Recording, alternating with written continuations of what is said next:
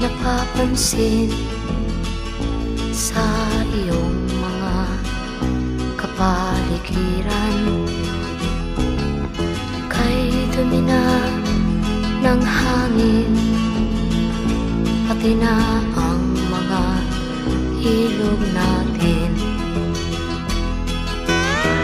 Hindi nga masamang pag-unlad at malayo-layo na rin ang ating narating. Ngunit masdan mo ang tubig sa dagat, dati kulay asul, ngayon'y naging itim.